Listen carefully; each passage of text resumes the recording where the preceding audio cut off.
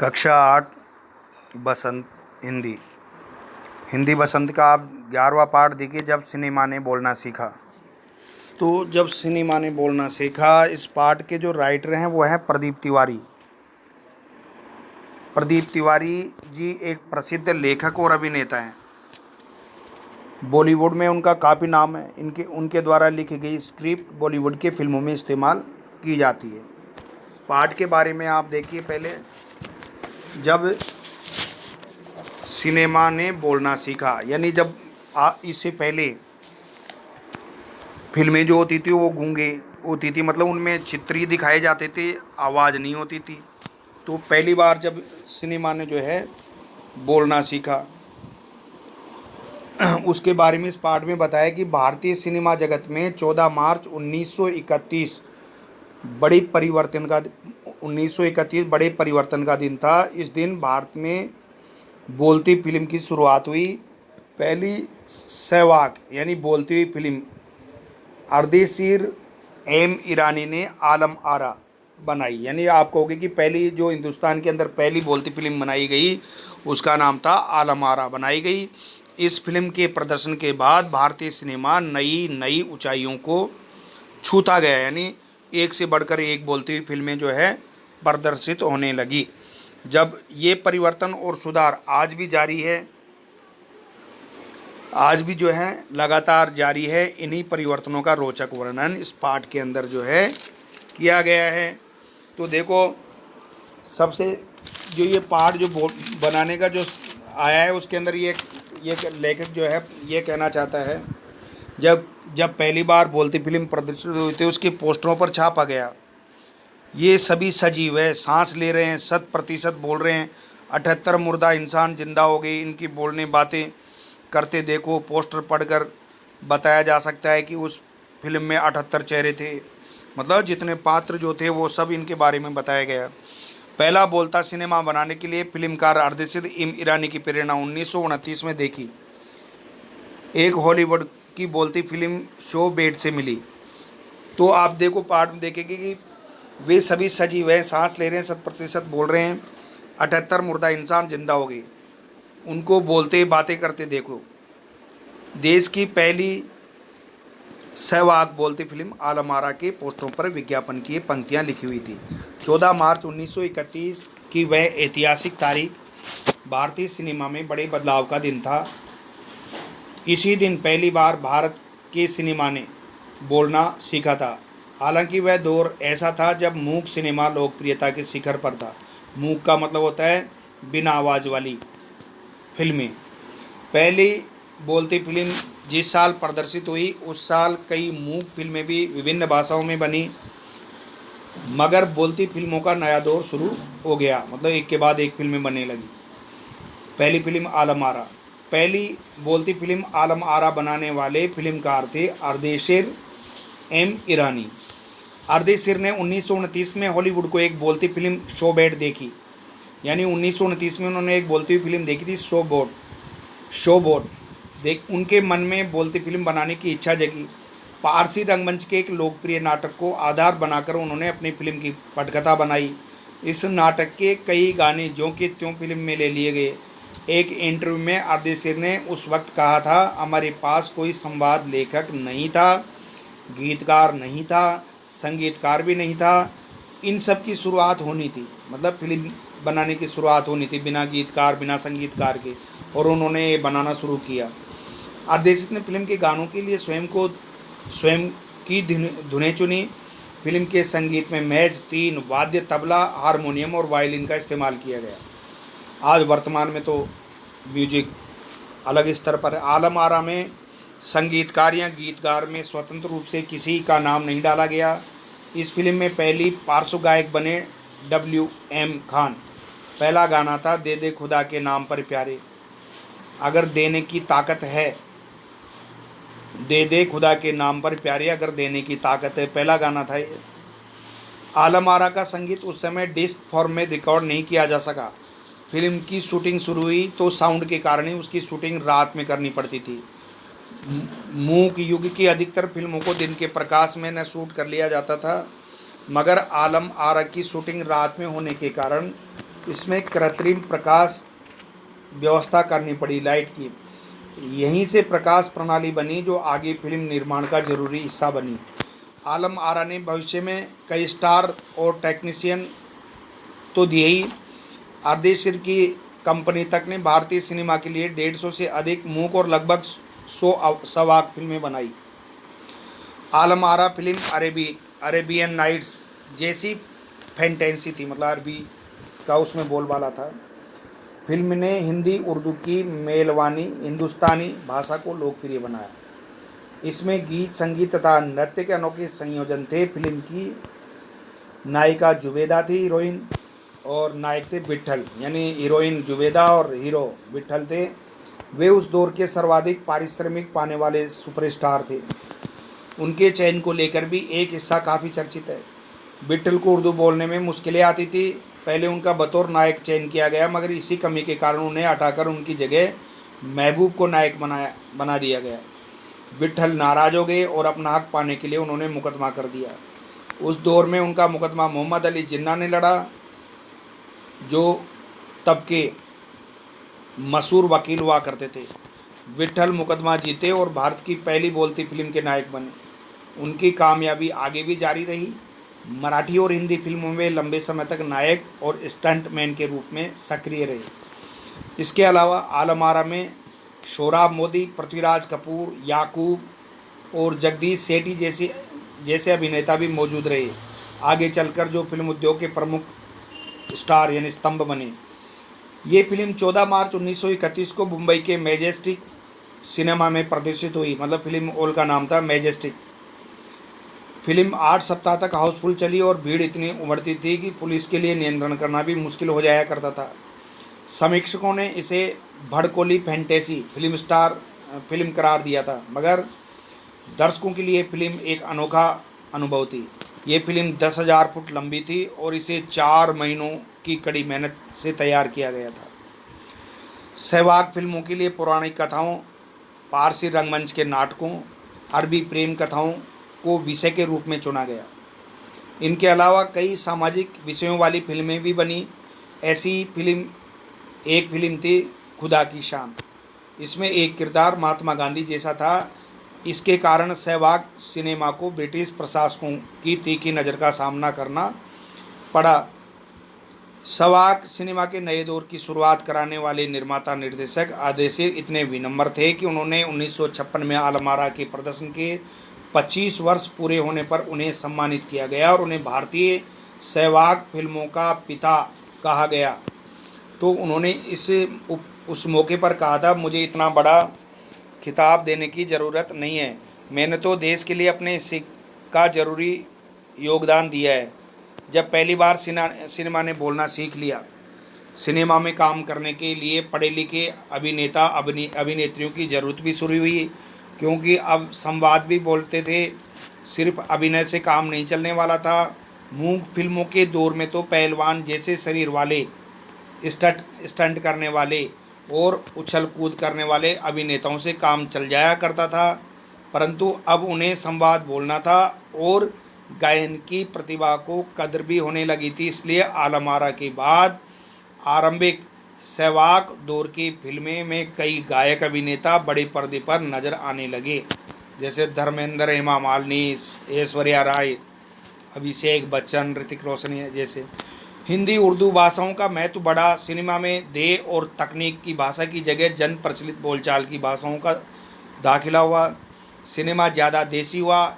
एक तरह की नई आज़ादी थी जिससे आगे चलकर हमारे दैनिक और सार्वजनिक जीवन का प्रतिबिंब फिल्मों में बेहतर होकर उभरने लगा। अभिनेताओं अभिनेत्रियों की लोकप्रियता का असर उस दौर के दर्शकों पर भी खूब पड़ रहा था। माधुरी नाम की फिल्म में नायिका सुलोचना की हेयर स्टाइल उस दौर में औरतों में लोकप्रिय थी। औरतें अपनी केश सज्जा उसी तरह कर रही थी जैसे सुलोचना करती थी। अर्धेशित ईरानी की फिल्मों में भारतीय के अलावा ईरानी कलाकारों ने भी अभिनय किया था। स्वयं आलम आरा भारत के अलावा श्रीलंका, बर्मा और पश्चिम बंगाल में भी पसंद की गई। तो आप कह सकते हो उस समय की जो आलम आरा पहली बोलती फिल्म थी, तो ये सभी जगह इसको पसंद किया गया। भारतीय सिनेमा के जनक फाल्के को, सहवाग सिनेमा के जनक अर्देशी ईरानी की उपलब्धि को अपनाना ही था, क्योंकि वहाँ से सिनेमा का एक नया युग जो शुरू हो गया था। कौन सा युग था ये? सहवाग फिल्मों का, अर्थात बोलती हुई फिल्में जो है बनने लगी थी उस समय। तो आप देखो ये आपके क्वेश्चन आंसर इस पार्ट के अंदर पहला जो पार्ट का जो ये आया है, पहला जो जब पहली बार फिल्म बोलती फिल्म प्रचलित हुई, उसके पोस्टरों पर कौन से वाक्य छापे गए, उस फिल्म में कितने चेहरे थे। अभी ये पहले ही आ गया आपके पार्ट के अंदर कि जब पार्ट के अंदर बताया कि पहली बार बोलती फिल्म प्रदर्शित हुई तो उसके पोस्टरों पर छापा गया कि वे सभी सजीव हैं, सांस ले रहे हैं, 100% बोल रहे हैं। 78 मुर्दा इंसान जिंदा हो गए हैं, इनको बोलने बातें करते देखो। पोस्टर पढ़कर पढ़ाया जा सकता है कि उस फिल्म में 78 चेहरे थे। प्रश्न नंबर 2, पहला बोलता सिनेमा बनाने के लिए फिल्मकार अर्देशित एम ईरानी की प्रेरणा कहाँ से मिली? उन्होंने आलम आरा फिल्म के लिए आधार कहाँ से लिया? तो आप ये उसके अंदर अभी पार्ट के अंदर अभी आपने पढ़ा था, तो उत्तर लिखेंगे पहला बोलता सिनेमा बनाने के लिए फिल्मकार अर्देशित एम ईरानी को प्रेरणा 1929 में 1929 में देखी एक हॉलीवुड की बोलती फिल्म शो बेट से मिली। इस फिल्म को देखने के बाद उन्होंने भी बोलती फिल्म बनाने का निर्णय किया। उन्होंने अपनी पहली बोलती फिल्म आलम आरा के लिए फारसी रंगमंच के एक लोकप्रिय नाटक को आधार बनाया। इसके आधार पर ही फिल्म की पटकथा तैयार की गई। नाटक के कई गाने ज्यों के त्यों लिए गए। विट्ठल का चयन आलम आरा फिल्म के नायक के रूप में हुआ, लेकिन उन्हें हटाया क्यों गया?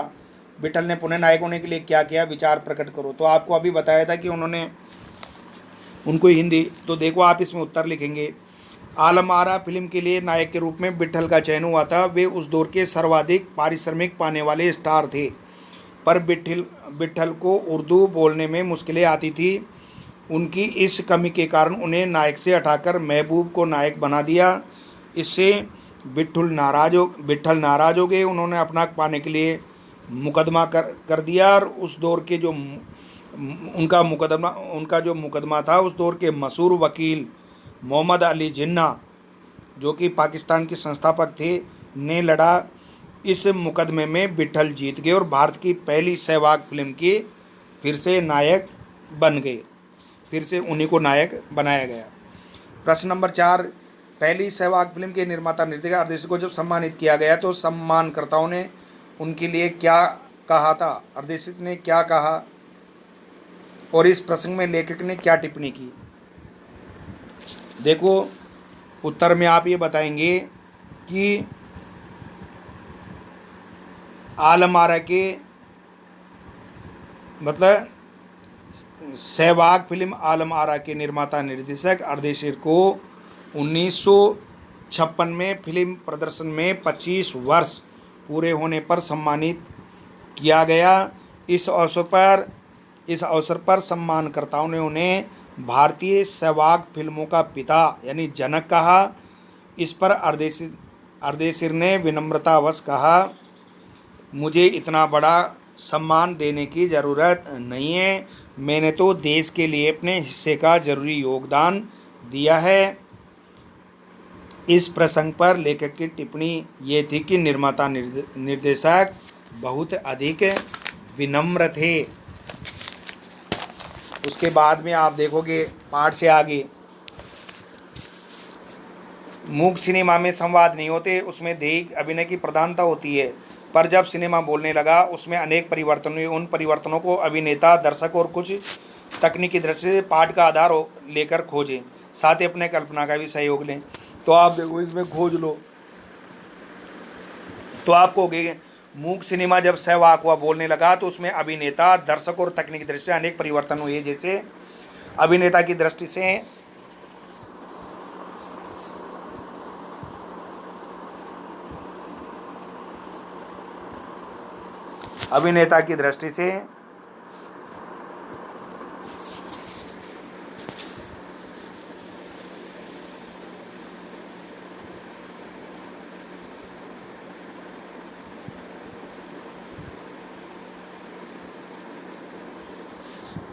अभिनेता की दृष्टि से उसमें काम करने के लिए पढ़े लिखे अभिनेता अभिनेत्रियों की आवश्यकता महसूस की गई, क्योंकि सहवाग सिनेमा में संवाद बोलना आवश्यक था।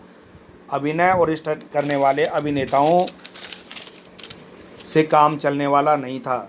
दर्शक की दृष्टि से आप कहोगे कि जहाँ पहले दर्शक केवल अभिनय ही देख पाते थे और पात्रों की शारीरिक हाव-भाव और शारीरिक भाषा को देखकर ही अनुमान लगा लेते, वहीं अब अभिनय के साथ संवादों का भी आनंद उठा सकते थे। सहवाग फिल्मों का अनुभव और आनंद उनके लिए नितांत अनोखा था।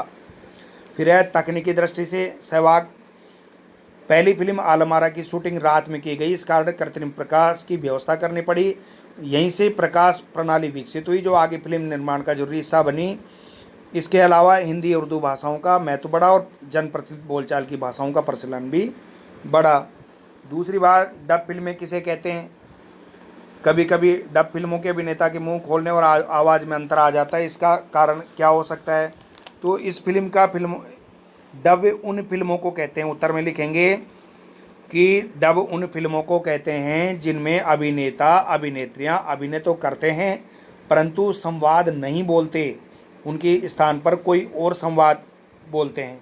वे संवाद बोलने का अभिनय मात्र करते हैं, उनके द्वारा बोले जाने वाले संवाद किसी अन्य को आवाज़ में डब कर लिए जाते हैं।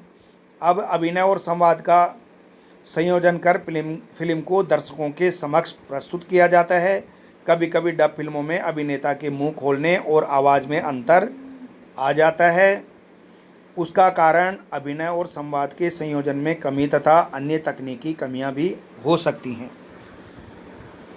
अनुमान और कल्पना के भी प्रश्न देख लीजिए। अनुमान और कल्पना, किसी मुख्य सिनेमा की बिना आवाज़ के ठाकेदार हंसी कैसे दिखेगी, अभिनय करके अनुभव कीजिए। तो आप जब मुख्य सिनेमा में अभिनय किया जाए तो केवल हाथ पैर चलाकर चेहरे के अभिनय से मुंह के बिना आवाज़ के हंसी का ठाका लगाने का प्रयास किया जाता है। नंबर दूसरा है, मुख्य फिल्में देखने का एक उपाय है कि आप टेलीविज़न की आवाज़ बंद करके फिल्म देखें, उनकी कहानी को समझने का प्रयास करें और अनुमान लगाएं कि फिल्म में संवाद और दृश्य की हिस्सेदारी कितनी है। तो निर्देश के अनुसार टेलीविज़न की आवाज़ बंद करके फिल्म देखने से पता चलता है कि संवाद और दृश्य की हिस्सेदारी सबसे अधिक होती है। बिना संवाद के दृश्य नीरस लगते हैं और अनेक बातें अस्पष्ट रह जाती हैं, अर्थात स्पष्ट नहीं हो पाती हैं। सहवाग, देखो से सह लगाने से सहवाग बना है, तो ये उपसर्ग जो है कौन से शब्दों से बना है? जैसे हित के आगे आप सह उपसर्ग लगाएंगे तो बन जाएगा सहित, ठीक है। सह परिवार से पहले सह परिवार, सह विनय, ऐसे बना देंगे आप इसे। मूल शब्द और उपसर्ग, मूल शब्द कौन सा है इसके अंदर? हित, हित के आगे तो उपसर्ग जोड़ देंगे तो बन जाएगा सहित। परिवार के अंदर सहपरिवार, सविनय, सचित्र, सबल, सम्मान। वैसे ही लोचन के जोड़ा सुलोचन, सुलोचना, ऐसे बना दो आप उपसर्ग से जोड़ करके। काम, ये लास्ट में फिल्मकार, ये प्रत्यय हैं। कामयाब, बड़ी जो लास्ट में, तो यहाँ पे हैं प्रत्यय और उपसर्ग। तो उपसर्ग तो वे होते हैं जो किसी शब्द या शब्दांश के पहले लग करके उस शब्द के अर्थ में परिवर्तन कर देते हैं, और प्रत्यय वो होते हैं जो किसी शब्द के अंत में लगते हैं और उस शब्द के अर्थ में परिवर्तन कर देते हैं। इस प्रकार ये आपका पाठ कंप्लीट हो गया। जब सिनेमा ने बोलना सीखा, उसके बाद में पाठ के लास्ट में आप शब्दार्थ कर लेंगे। सहवाग फिल्म यानी मूक फिल्म, सहवाग फिल्म, मूक फिल्म के बाद पार्श्व गायक बनी बोलती फिल्म, तो इसको सहवाग फिल्म का आप सीधा सा है बोलती फिल्म। पटकथा किसको कहते हैं? फिल्म के लिए लिखी जाने वाली कहानी। संवाद होते हैं जो बोली जाती बात, फिल्म में की जाने वाली बात। पार्श्व गायक होते हैं पर्दे के पीछे से गाने वाला। डिस्क फॉर्म होता है रिकॉर्डिंग का एक रूप। किरदार, अभिनेता यानी हीरो। खिताब यानी उपाधि या सम्मान। इस प्रकार ही आपका पाठ कंप्लीट हो गया। उसके बाद में कंप्यूटर गाएगा गीत, पाठ चलेगा। जो बाद में गीत गलाएंगे, पहले आप केवल पढ़ने के लिए है ये कंप्यूटर गाएगा गीत। तो इस कंप्यूटर गाएगा गीत को बाद में पढ़ाएंगे आप, पहले आप देख लो, इसी का हिस्सा है ये भी।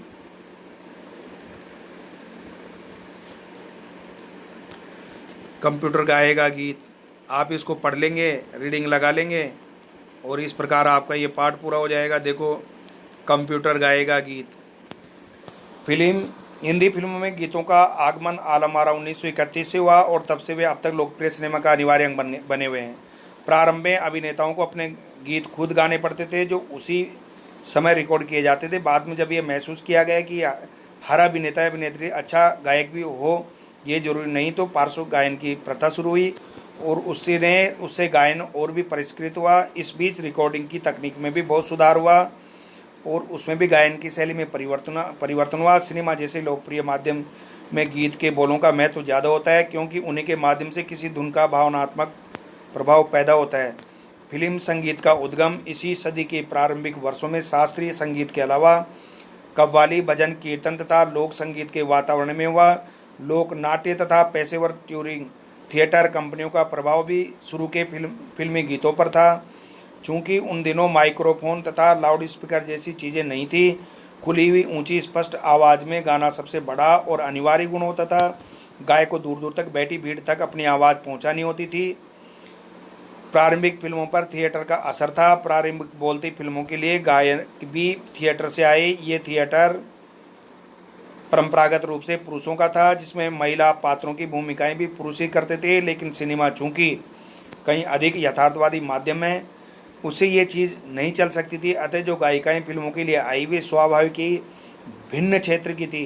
ये उस पेशेवर गायिकाओं के वर्ग से आई जो महफिलों में और शादियों या सालगिरों पर मुजरे पेश करती थी। इस शैली को फिल्म संगीत का पहला चरण कहा जा सकता है। गायिकाएं जरा नाक में बैठी आवाज़ भी गाती थी, जरा नाक में बैठी। गीतों के बोल भी वे जरा बनावटी ढंग से चबाकर अदा करती थी। जल्दी ही गायिकाओं ने सुकून देने वाली शैली में गाना शुरू कर दिया। नई शैली का उदाहरण कानन बाला का गाया जवाब बना गीत, दुनिया ये दुनिया तूफान मेल था।